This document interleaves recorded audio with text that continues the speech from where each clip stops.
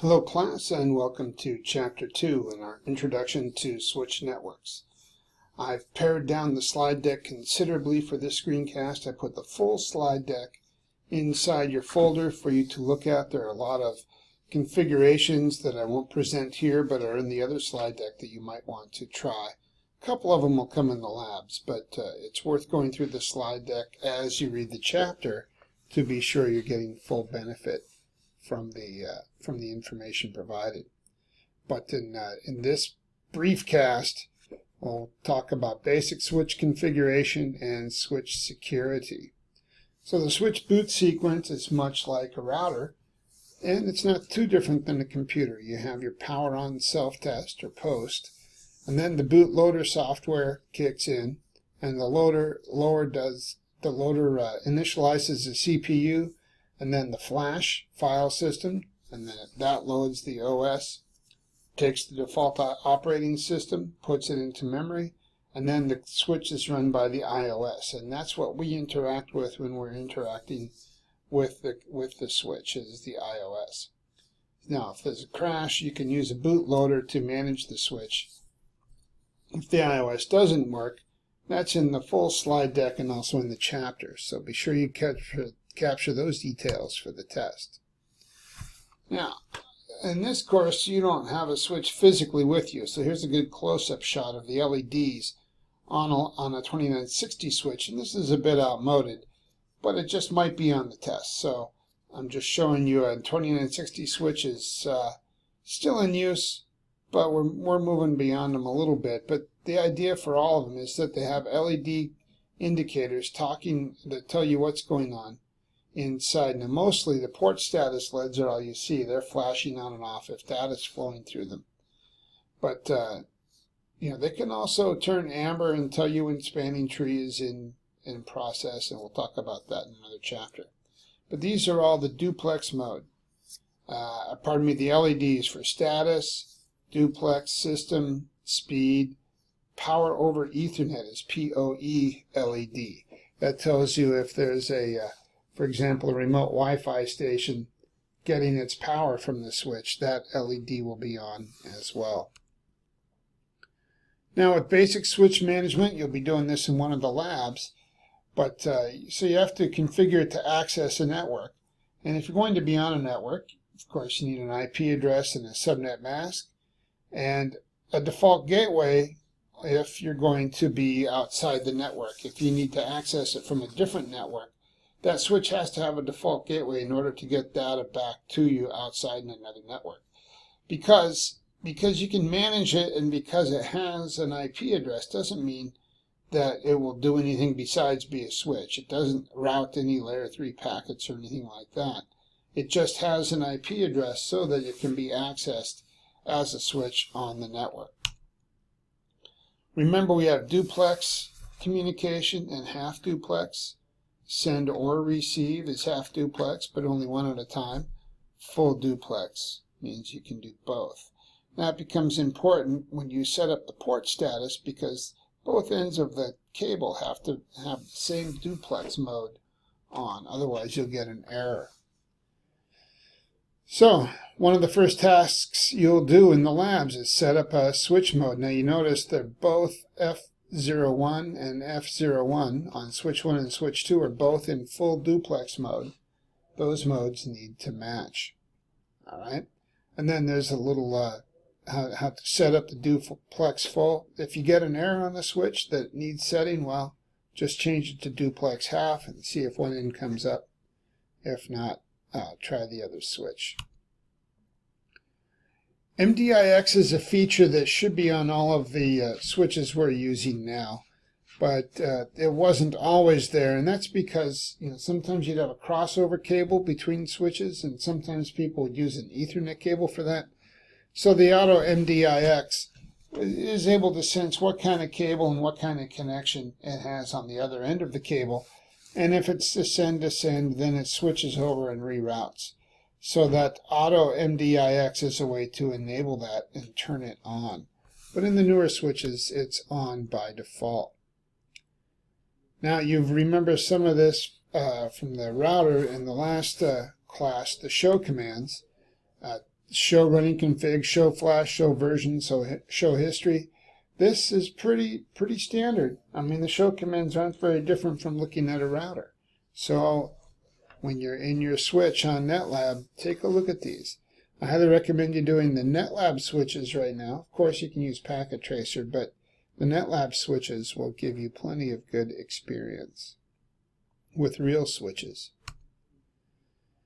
These are some problems you can get along the way with switching. You can get packets that are too small or packets that are too big, and collisions depending on how many hosts you have, and then late collisions with jammed signals. You'll get this, the runts and giants are obviously the too small and too big, and they get dropped. All right. So if there are problems, then you have to look for electromagnetic interference or some other issue along the way that's dragging the network down. When you're troubleshooting your interfaces, you've got to take a pretty methodical approach. You have no connection, so look at that, show interface, the first thing you do. Make sure your connections are up. Make sure, of course, there's a physical layer you should always check first. Make sure your cables are good. In the NetLabs, you don't have to worry about that. Check your interface status. If it's up or down, fix it if it's wrong. If it's up, check for noise. And if that's not it, check for collisions. And these, the show commands that we saw a little bit ago will help you see all of those. And as you go through the chapter, you'll see the outputs associated with those commands. The SSH operation that you can use in Windows also works in Cisco. You've been using the SSH. I'm bringing it up because it might be on the test, but remember SSH uses port 22. Telnet uses port 23. We like SSH now. Telnet is passé and out of date. You did this lab, something similar to it in the last chapter, establishing security with the crypto key RSA, creating a password level, and then transport input SSH. That's how you configure on a switch as well. You did it on the router before. And again, security concern MAC address flooding. We'll talk about it now because that's what happens when it attacks a switch. Remember, all new addresses or MAC addresses that the switch doesn't know get flooded out all ports. And so if the CAM table gets flooded with bogus switch names, then it keeps flooding out all ports and doesn't register anything out there because those MAC addresses don't exist. And it fills up the switch so much that the switch acts like a hub, just pushing out traffic with no discrimination, totally ruining the purpose of a switch and probably taking down a network. Other security concerns, and this is a bit of review: DHCP spoofing and starvation, fake DHCP servers, and or using spoofing to deny service to a legitimate DHCP server. All right? Those are some of the security concerns on a router, but they can also happen on a switch. One protocol that you probably haven't used yet, and you're going to, is CDP, Cisco Discovery Protocol.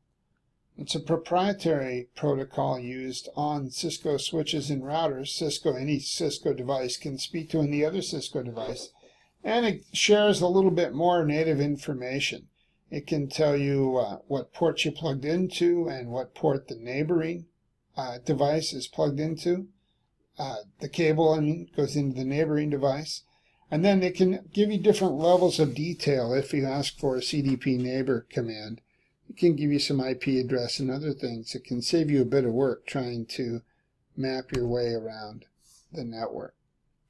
Here are 10 best practices. I'm going to ask you to hit the pause button to read them. I'm not going to read them to you here because you know a lot of them, and that's what the pause button is for on these screencasts.